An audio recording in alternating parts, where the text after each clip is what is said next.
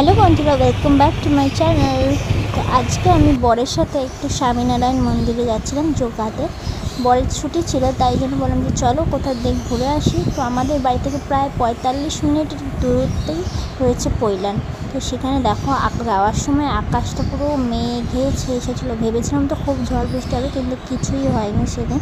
এটা অনেক দিন আগের ভিডিও, মানে আমি এডিট করতে একটু লেট করে ফেললাম, সেই জন্য মাঝখানে আমি আরও একবার পৈলান মন্দিরে গেছিলাম, কিন্তু ভিডিওই আমার এডিট করা হয়নি বলে আমি ছাড়তেই পারিনি। তো আজকে অবশেষে আমি এডিট করতে বসেছি।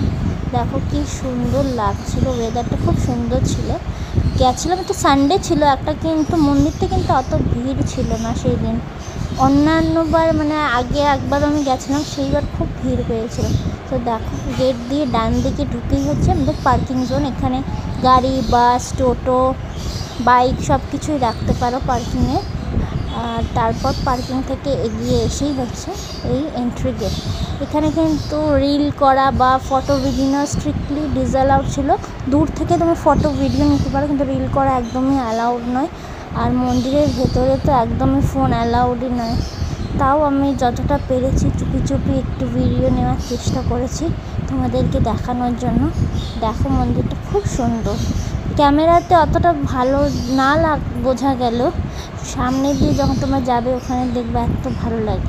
তো এদিকে ওপরে মন্দিরে ওঠার জন্য জুতো রাখতে হয়। তো জুতো করার জন্য এখানে একটা কাউন্টার ছিল, ওখানে জুতো রেখে আমরা উপরে উঠে গেছিলাম। তো এটা হচ্ছে ব্যাকওয়ার্ড থেকে আমি তোমাদেরকে দেখাচ্ছি লুকিয়ে লুকিয়েই প্রায়। আর এই সিঁড়ি থেকে নেমে গিয়ে হচ্ছে নিচেও মন্দির আছে ওখানে। এই যে এখানে স্বামীনারায়ণের মূর্তি আছে।